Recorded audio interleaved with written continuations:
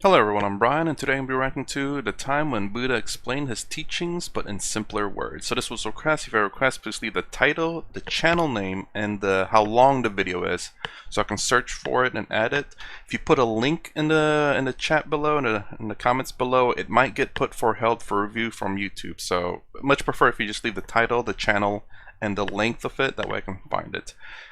So this was a request. Like I said again, I am repeating myself. Let's go ahead and get started. I was trying to think of time when Buddha explained his teaching in simpler words. There's really not much to say about that, but let's see what what Buddha said. I'm assuming this is Gautama Buddha. Oh, video will be in the link in the description below. One day, a young man came to see the Buddha and asked him to explain his teachings, but in simple terms. And Buddha asked him, "Do you have a son?" And the young man answered, "Yes, I do." "Does your brother have a son?" "Yes, he does." "Do your neighbors have a son?" "Yes, they do." "Do the persons not known to you personally have sons?" "Yes, they do, Lord." "Well then tell me, if your son dies, how sad will you be?" "Venerable Sir, I would feel incredibly sad. I would not be able to bear that news. I would feel that my entire world had collapsed. I cannot imagine whether I could make it through." "If your brother's son dies, how sad will you feel?" "Sir, I would feel devastated, but not to the extent if my own son dies." "If your neighbor's son dies, how sad will you feel?"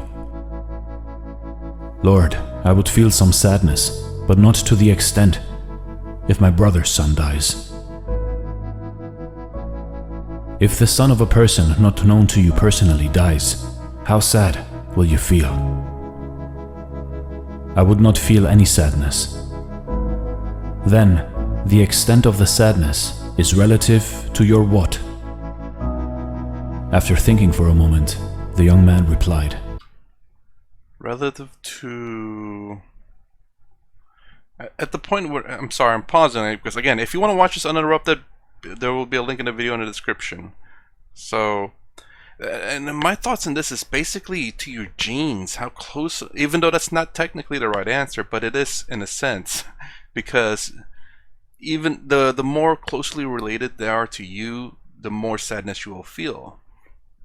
And especially if you look at it in terms of your work. I mean, it's kind of weird to say your son's your work, but technically kinda is. It's a work between you and your significant other. But yeah, so it's... And like your brother's son, well, that's not your personal workings, but genetically speaking, it's close. Your brother and you share the same DNA, and then your nephew will share some part of your DNA. You're a bit closer. Plus, it's also how you interact with the person. If you don't have a son of your own, or even if you have a son of your own, and your son and their son plays, and you get to know each other really well, you'll feel quite devastated if someone, even if your neighbor's son dies. Again, it depends on how much you interact with the person. Generally speaking, this how devastating you will be, especially if they're very nice and kind. "Sir, the level of sadness is relative to the extent to which I hold the sadness is me or mine." That's not... "Very well. When you took your son to the beach, did he not play with sandcastles?" "Yes, he did." "When the ocean waves broke the sandcastles, did your son cry?" "Yes, he did." "Did you cry too?" "I did not." "Why did you not cry?" "Sir, the child cries because he thinks the castle is pretty and permanent. Hence, he is attached to it. I knew the sandcastle is not permanent, so I did not cry when the waves broke it down." I would have explained that a little bit differently. I would have said that because this is what he wanted, and someone broke what he wanted. And how would I say from the father's perspective, why did you not cry? It's like I knew that was going to happen. There's no significance importance to me personally that the castle was destroyed. I knew that the castle will never be, I guess, permanent. It's actually a good way of putting it. Because you can't take the castle with you. You can't take the sandcastle with you. The second that you try, it will crumble. So there's this knowledge that you know that the castle is not permanent. It's not something that you can take and it's not yours. You can create it all you want, but you have an understanding that it is not permanent. It's not something that you can take, something that you can take with you. While the child playing with the sandcastle wants it to be permanent, has this lack of understanding that this is not just a temporary thing. I would say that. Is this the real words that are used in the teachings? Now you understand, right? If you do not see the truth as it is, you will keep on going through this endless samsara. There is no difference between kids who cry when their sandcastles are swept by the waves and you. You see, in life, in your life, the Buddha taught about non-attachment, because nothing in this world is permanent. If you attach yourself to something or someone, you also have to live with the consequences once the things or people leave you. This is the secret that Buddha knew. And thus, the only true way can be non-attachment. Everything else would be an illusion. What you make out of your illusion is merely up to you, and the way you see your life and life in itself. This is Dare to Do Motivation Stories. Thanks for watching, and stay blessed. We gotta listen to that last part again. What? Let's keep going back a little bit.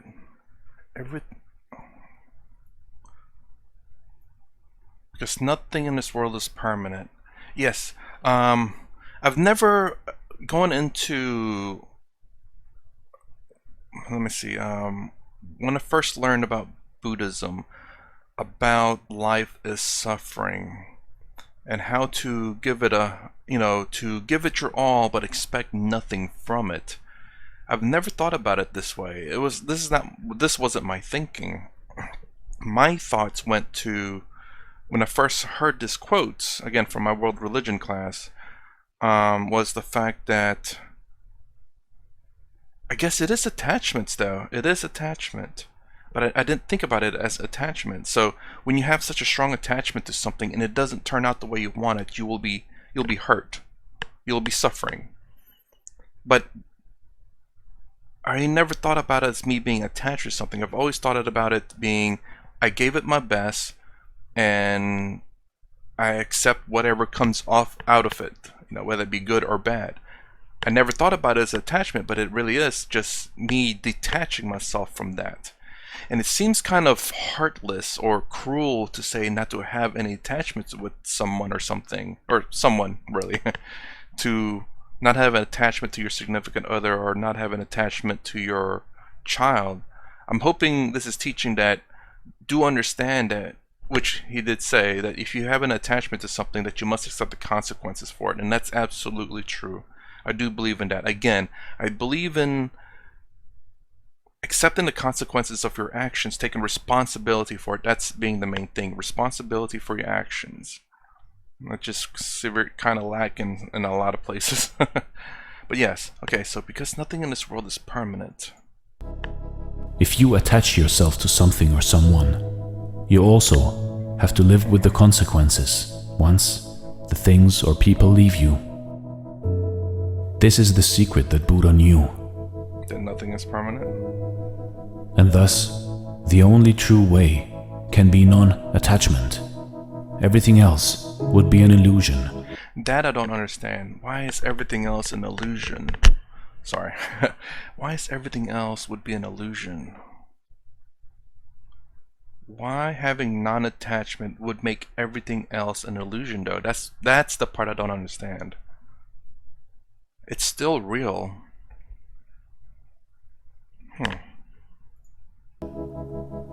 What you make out of your illusion is merely up to you, So where do you make what you make out of your illusion?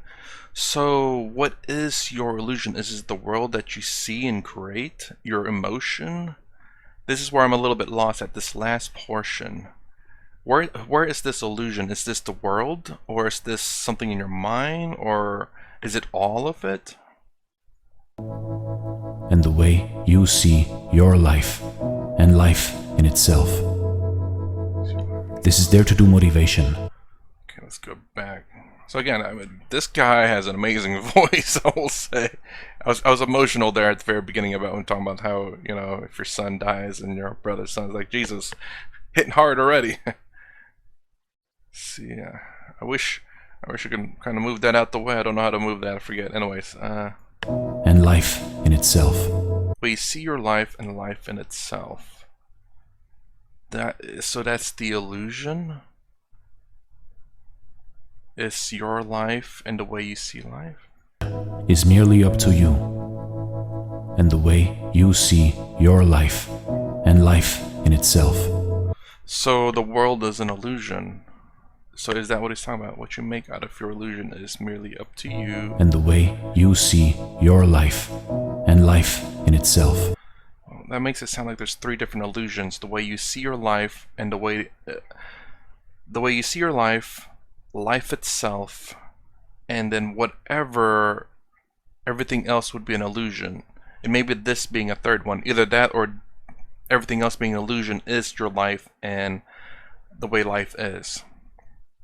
I wonder why he would say that's an illusion. Maya, maybe.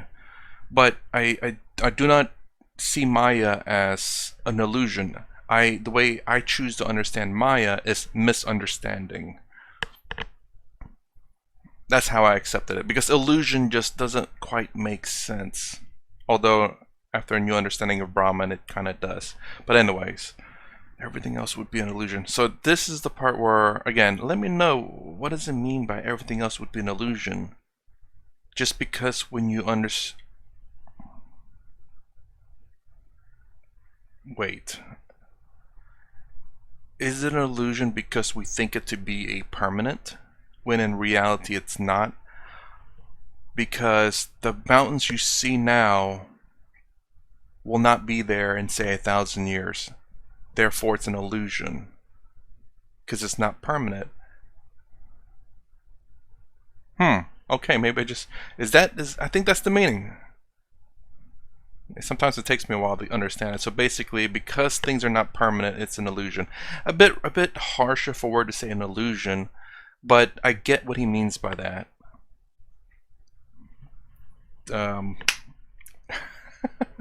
Well, anyway, this pen is an illusion because it will not always be a pen. It will be something else in 50 years or 100 years. This marker, anyway. Okay, I get it. Illusion is a bit of a strong word, though, and when I think of illusion, I think of something fake. And even though this is real, but the meaning is the fact that this will not always be a Sharpie or a pen. It will in some time will disintegrate and be changed to something else, and that's the illusion that he's trying to show, I guess. Okay, I get it. Well, anyways, that's my reaction to the time when Buddha explained his teachings, but in simpler words. Boy, if that's simpler words, I'm already struggling right there. But anyways, if you like my reaction, please consider subscribing. Thumbs up, thumbs down below. Thanks for watching.